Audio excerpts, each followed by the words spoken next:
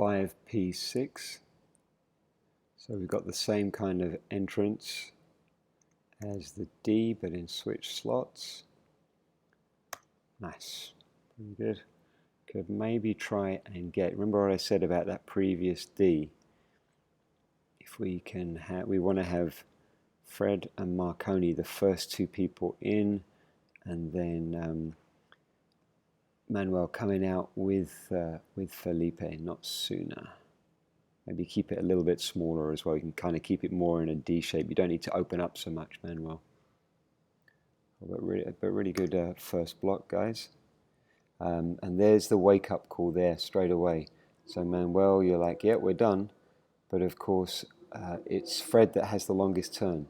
So it should have been mentioned in the brief that even though it's going to be connected there, I think it's the only time it happens, but be aware of that. Don't want to be losing, let's see, do we lose, so we don't complete the point because Manuel's off. He's, all right, yeah, there is separation, that's cool. Okay, Manuel, thanks for fixing the sixes, man, way better. I'm hoping that you guys feel like there's a little more working together happening on that piece now. So Manuel stepping into the corner rather than turning straight away. Still a little quicker turning than Marconi, but that's okay. And now Felipe, you can now stay in place rather than having to creep around the corner and then finish with the rotation. Superb. Cool. Okay, this could still be a little shorter, so Marconi, good start with the move. And now mellow rotation, just mellow rotation, that's good. And that's something that Fred could learn from as well, is Fred tends to look too long over the shoulder, and we talked about that on the previous dive. Okay, this is good. This is how I kind of like a P to be built from, well, part of the problem why the P was building bad is because Fred was looking over his right shoulder too much at the end of the block, whereas Marconi is kind of a little bit more primed and anticipating. But we want to build the P like this, where point and tail are doing a really good job of being on the long axis, picking up the grips, having the grips in position. So by the time Fred picks up the grips on Felipe, we're done and we can be moving on. That's a choreograph in the move, guys. So this is exactly how it should be done.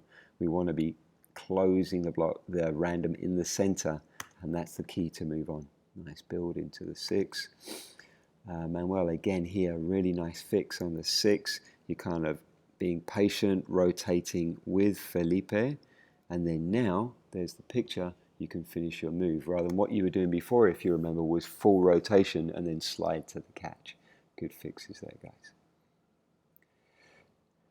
See what I mean there, Fred? Same thing happening there, just a little more rotation please, and it will stop Manuel feeling like he's got to come all the way in.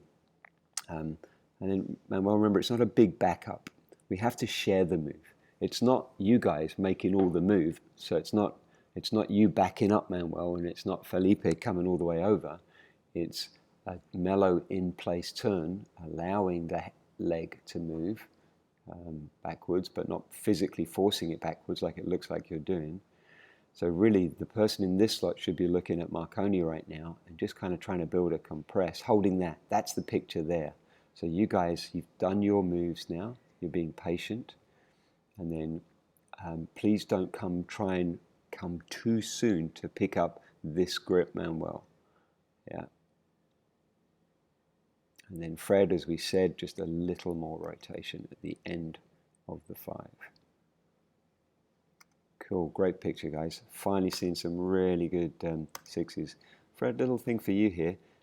Great job getting that grip forward. You can see the intention of moving that grip. Make sure you're not pressing down. I'm not saying you are. I'm just saying be aware of it. I saw it happen on a previous dive, but be aware of that.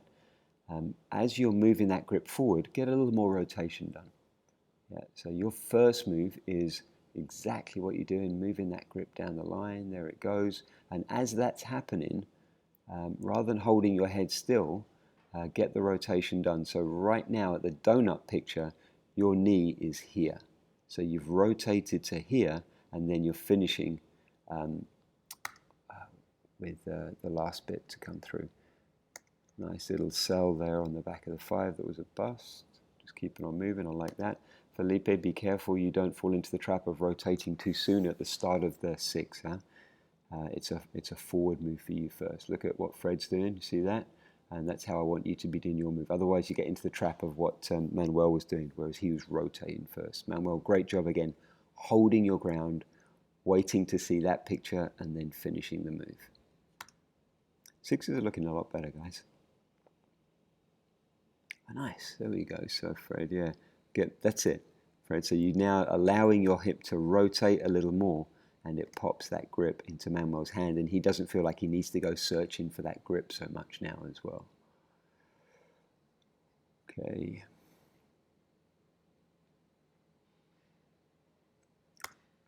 Five and six together is always a fun drill for me because they feel like they're just very short slot switching. As in, when I mean slot switching, I mean you're switching with the opposite person with the distance. You're just going from one quadrant of the tunnel to the other quadrant with a very short hop or a sink, and you're just trying to trade places. You're not trying to slam yourself into the wall, which is kind of what we saw before, is guys in these slots, you were thinking, oh, I've got to get all the way through at full power. Yeah, but you have to arrive there ready to move on once the key comes. So there's a lot more control over where your center points are stopping on the block. Like if you remember some of the other sixes, Fred and Felipe, we've seen you guys throwing yourselves into the glass at full power. But now you're ready to move at the end of the block. Remember, efficiency isn't all about the power. It's about efficient use of power. Nice, guys. Really good progress there.